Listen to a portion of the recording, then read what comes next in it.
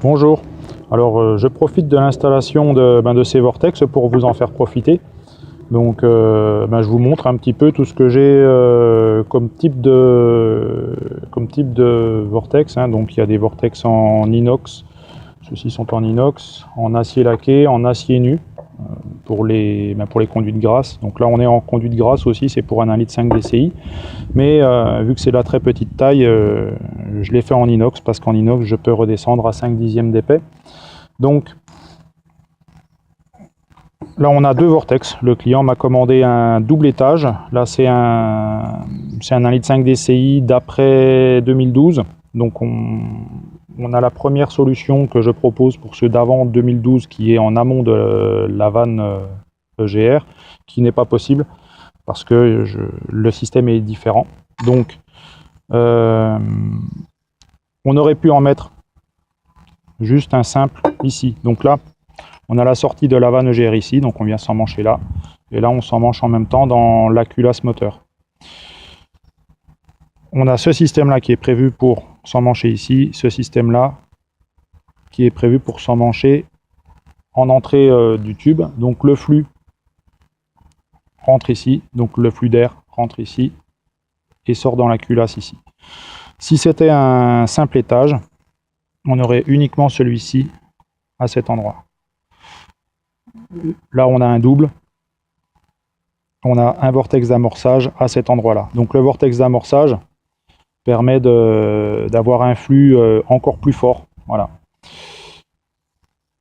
Donc voilà.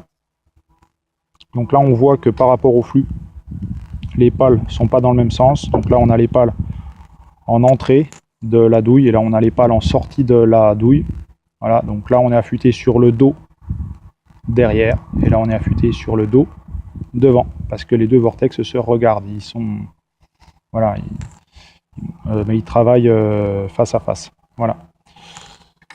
Donc là, on va commencer l'emmanchement de celui-là. On l'emmanche à peu près jusqu'à moitié parce qu'il rentre librement jusqu'à moitié. Ils sont légèrement coniques. On prend un marteau d'environ 250 grammes. Donc là, celui-là, c'est celui dont je me sers souvent. Il va bien. Et on tapote sur en fait tout le tour pour l'emmancher tranquillement. On a le temps. On va pas faire le bœuf parce que c'est du fin. Il y a besoin que ce soit du fin. Alors on y va doucement. Voilà. Alors là, on voit, je vous montre avec l'autre, on a des talons d'arrêt, donc les talons d'arrêt vont venir contre, pratiquement contre, pas obligé qu'ils soient tout à fait contre. Il peut y avoir un léger petit espace de 5/10 et ça ira bien. Voilà. Et là, là il rentre bien, hein. Il n'était pas trop serré, des fois c'est plus serré. Quand les clients prennent les cotes et me les envoient, des fois on n'a pas le même pied à coulisse et il peut y avoir des systèmes qui forcent un petit peu. Alors moi je les prévois toujours un petit peu plus fort quand c'est à distance pour être sûr qu'il n'y ait pas de jeu. Donc généralement, voilà, moi j'ai encore un poil de marge ici. Voilà, je le regarde.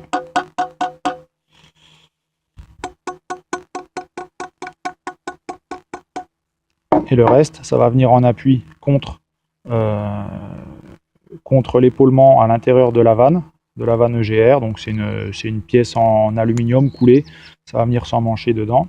Ici, pareil, même montage à l'intérieur de la culasse. Donc l'emmanchement est similaire. Le vortex, par contre, lui, n'est pas fait de la même manière.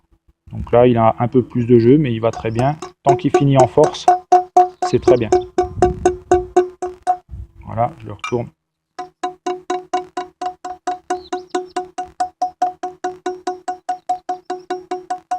Voilà.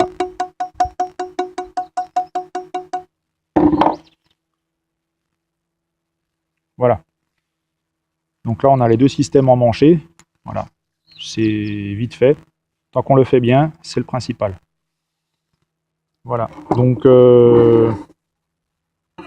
voilà la méthode. Les autres, celui-ci, par exemple, est serré en durite souple. Donc, les systèmes sont un peu moins précis. Là, la précision de la prise de cote est à 1/10. Là, on est à 5/10. Parce que ça suffit et qu'on n'embête pas le client avec des prises de cote précises qui servent à rien. Voilà, là c'est en durite aussi, 5 dixièmes. Là il est en inox par contre. Là c'est en manche et en force, de la même manière. Voilà, il est légèrement conique pour ceux qui arrivent à voir. Avec un petit talon, très petit, parce qu'un gros talon ça passe pas. Donc c'est vraiment sur mesure. Hein. Voilà, donc le sens de rotation c'est assez... Voilà, là on est dans le même sens, là on est en horaire pour les deux. Alors où est-ce qu'on a un anti-horaire? Alors les anti-horaires sont plus rares. Beaucoup de moteurs demandent de l'horaire. J'aurais pas d'anti-horaire ici, tiens. Celui-là, c'en est un. Ça c'est pour un trafic DCI. Ça c'est pour un trafic DCI 2 litres. Donc c'est le même système que sur les... C'est tous les 2 litres DCI Renault. Donc là on est en entrée de van EGR. On peut pas se mettre après parce qu'on est direct sur la pipe. Voilà. Donc celui-là est en acier nu parce qu'on est prévu dans une conduite grasse. Voilà. Et là on est en manché. Alors celui-ci est particulier parce qu'il est très très fin sur l'arrière et plus épais ici. On a un petit épaulement ici. Voilà. Et là on retourne sur du 1 mm d'épais. Il y a une collerette qui le rend solide. Voilà. Donc celui-là c'est ce qui me permet donc d'équiper les 2 litres DCI sur les trafics, les Laguna et autres. Voilà. Après on peut faire un double aussi. Il y a des doubles pour les trafics aussi qui sont en sortie d'intercouleur par contre. Voilà. Ceci on peut aussi mettre un système en sortie d'intercouleur. Ça nous ferait un triplétage ou un quadruple peut-être. Si on en met un en entrée de van EGR. Alors bon, à partir d'un double, on est déjà pas mal. On a pas mal de plus par rapport au simple.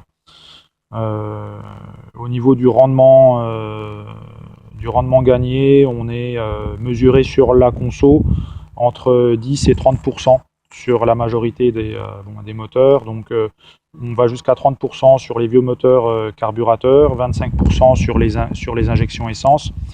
On est de 10 à 20% sur un peu tous les diesels. Donc là, on sait qu'avec un double, on a plus de chances d'avoir un bon gain de conso.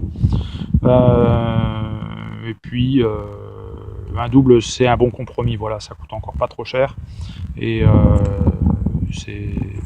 voilà, si on veut vraiment pousser le bouchon, il m'arrive d'en faire des triples et des quadruples. Mais sinon c'est pas obligatoire. Voilà. Ben écoutez, j'espère que cette vidéo vous a plu. Elle est peut-être de qualité assez moyenne, je m'en excuse, mon élocution est aussi assez moyenne. Voilà, il faudra faire avec.